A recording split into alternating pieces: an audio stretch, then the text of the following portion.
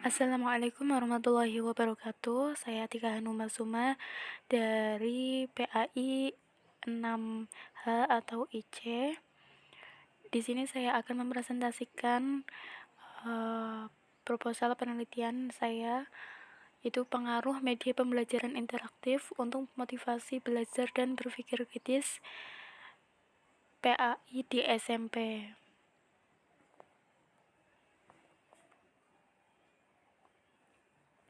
Nah, latar belakang dan permasalahannya yaitu perkembangan teknologi telah membawa perubahan signifikan dalam pendidikan, dan PowerPoint interaktif dengan fitur media diharapkan dapat meningkatkan keterlibatan dan motivasi siswa.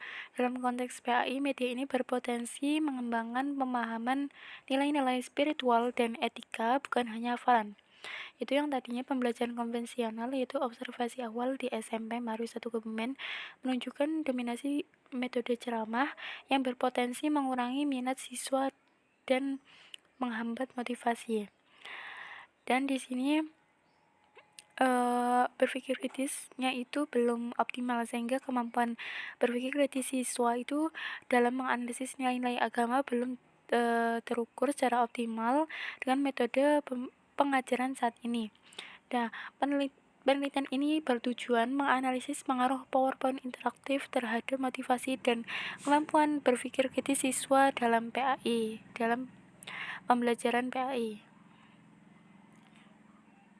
Batasan dan perumusan masalah, yaitu pembatasan masalahnya, subjeknya itu adalah siswa kelas 7, 8, dan 9 SMP. Variabelnya itu PowerPoint interaktif, motivasi belajar, dan berpikir kritis. Nah, konteksnya PowerPoint interaktifnya itu variabel bebas, dan variabel terikatnya motivasi belajar dan berpikir kritis. Nah, konteksnya ini adalah materi PAI tentang akidah akhlak. Nah, untuk waktunya itu 3 bulan di semester 2025-2026. Nah, perumusan masalahnya itu adalah bagaimana pengaruh PowerPoint interaktif terhadap motivasi belajar siswa dalam PAI, bagaimana pengaruh PowerPoint interaktif terhadap kemampuan berpikir kritis siswa dalam PAI, dan apakah ada perbedaan signifikan antara motivasi dan berpikir kritis sebelum dan setelah penggunaan PowerPoint interaktif. Nah, selanjutnya penegasan istilah, yaitu PowerPoint interaktif itu sebagai media presentasi berbasis slide dan elemen interaktif seperti hyperlink, animasi, dan quiz. Yang kedua, motivasi belajar itu dorongan intrinsik dan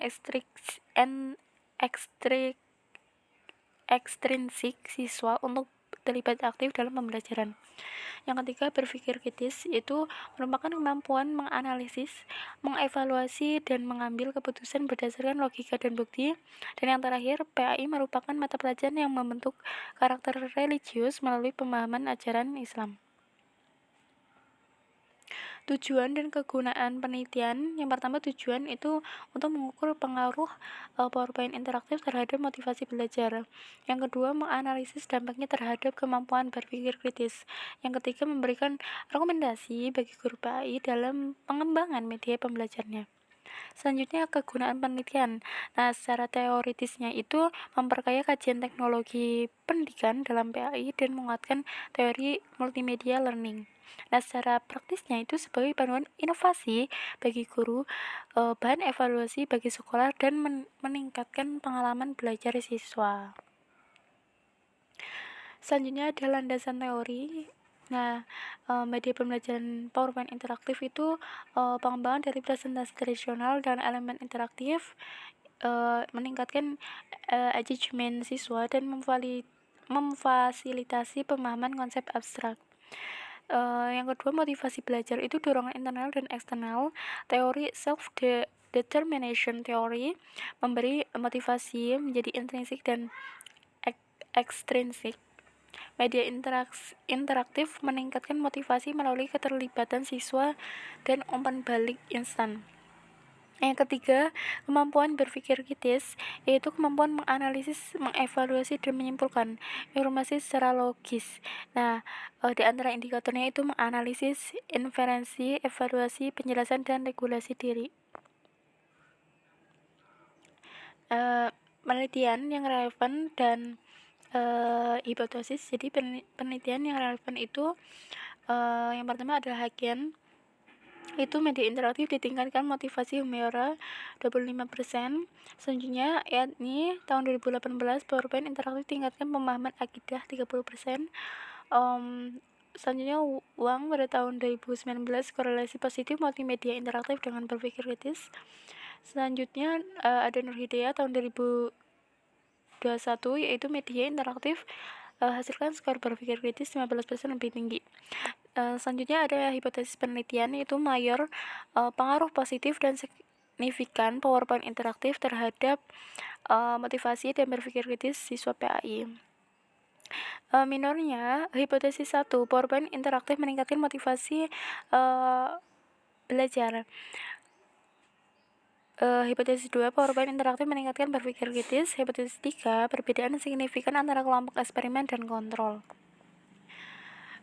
Selanjutnya ada metode penelitian. Nah, jenis penelitian yaitu merupakan penelitian kuantitatif eksperimen dengan desain pretest, post-test, control group design, memungkinkan kontrol variabel pengganggu dan analisis data statistik. Untuk tempat dan waktunya itu di SMP Ma'arif 1 Kebumen, yang dimana sekolah tersebut bersebelahan dengan pondok pesantren.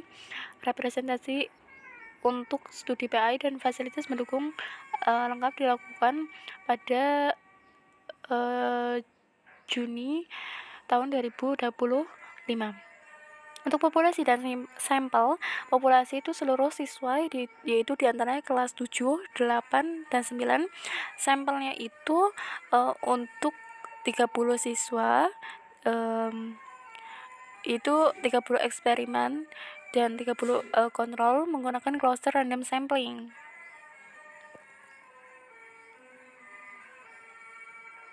Teknik dan instrumen pengumpulan data. Teknik pengumpulan datanya itu eksperimen, pemberian perlakuan media interaktif versus dengan konvensional.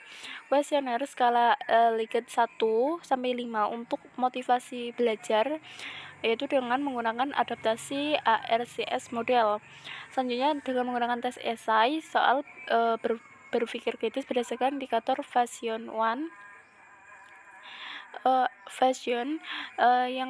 Yang terakhir ada observasi, itu lembar observasi partisipasi siswa dengan checklist.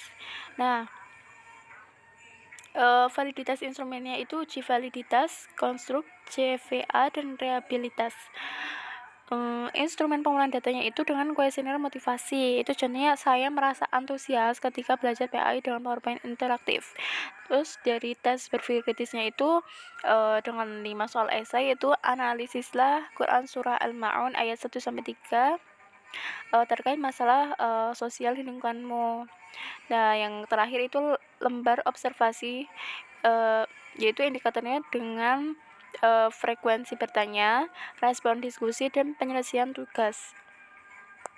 Nah, teknik analisis datanya itu statistik deskriptif itu dengan mean, standar deviasi, dan distribusi data untuk gambaran umum.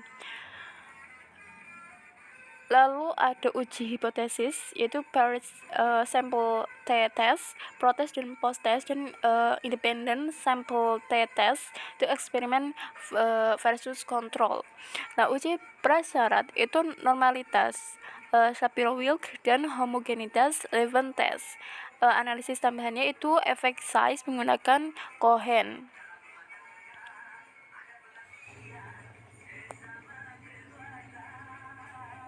Sekian presentasi dari saya, proposal penelitian metode dengan kuantitatif. Wassalamualaikum warahmatullahi wabarakatuh.